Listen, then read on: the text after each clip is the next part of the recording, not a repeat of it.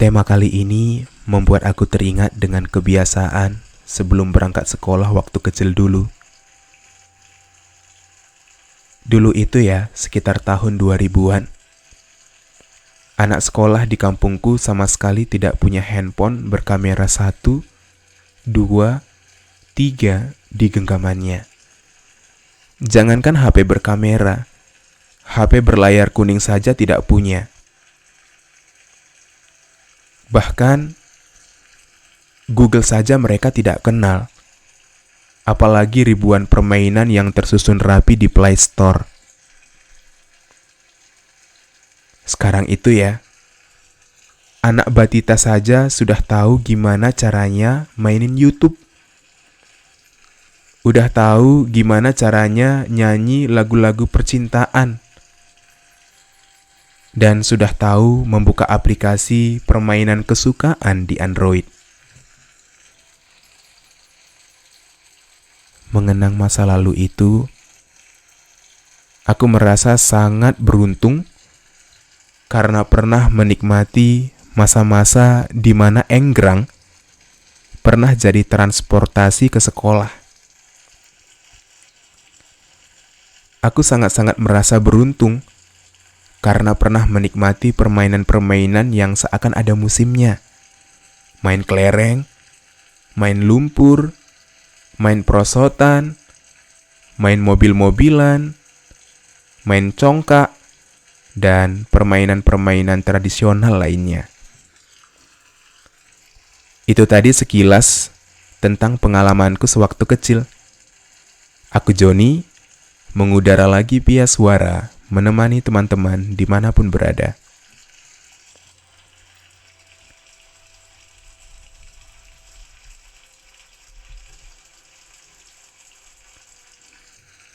Pas tadi melihat anak-anak lagi asik-asiknya main handphone di teras rumah, aku jadi kepikiran buat podcast tentang kelebihan data yang salah di pikiran. Oh iya, sebelum dilanjut, ada satu pertanyaan buat teman-teman. Kalian pernah nggak sih di satu masa berada di titik di mana teman-teman sama sekali tidak sadar ternyata sedang kelebihan data yang salah? Semoga kalian tidak merasa risih dengan pertanyaan ini ya. Kalau ada yang pernah, kalian tidak sendirian kok. Aku juga pernah.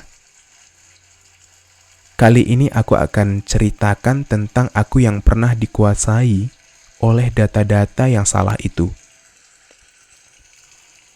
Aku pernah membaca koran yang isinya seputar berita kriminal. Sempat aku sangat menyukai berita-berita itu. Ya, meskipun pada akhirnya aku jadi takut pada laki-laki bertato dan berwajah garang. Aku pun pernah melihat status-status teman-teman di Facebook yang isinya curhatan yang mengancam, kalimat yang mengerikan, dan gambar video kekerasan yang tak sepantasnya untuk dilihat.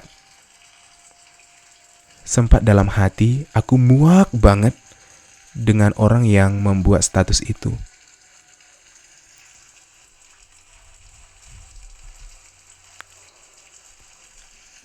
Setelah aku pikir-pikir, capek juga kelebihan data yang salah di diri ini.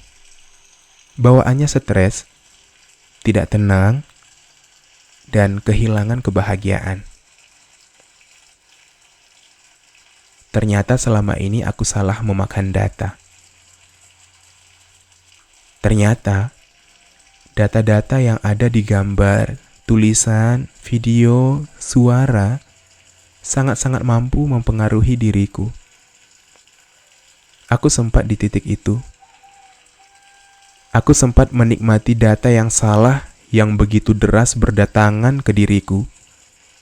Tidak hanya dari koran dan media sosial. Seringkali data itu juga terus berdatangan dari lingkungan sekitar. Mulai dari gosip, berita hoak yang tidak benar adanya. Bahkan nih, aku sempat berada di titik di mana aku sudah merasa nyaman dengan data yang salah itu. Namun setelah sadar, aku sangat-sangat merasa bersalah terhadap diri yang terus-terusan aku beri makan dengan data-data negatif yang ternyata mengganggu banget. Sempat kecewa dengan diriku sendiri. Tapi ya, mau gimana ya? Sudah terlanjur juga kan?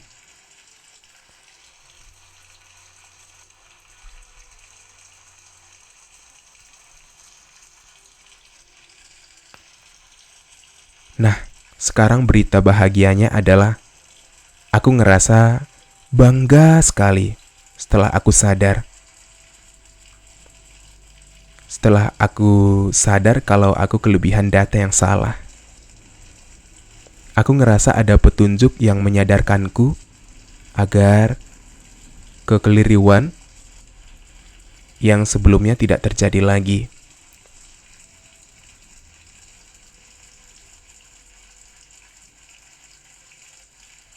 Petunjuk itu berupa tips mengatasi kelebihan data yang salah.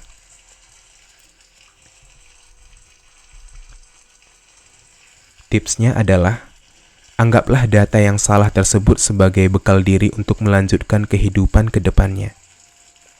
Kalau misalnya koran yang kita baca tentang pelecehan spiritual, maka kita ambil pesan positifnya, yaitu kita jangan menjadi peleceh spiritual.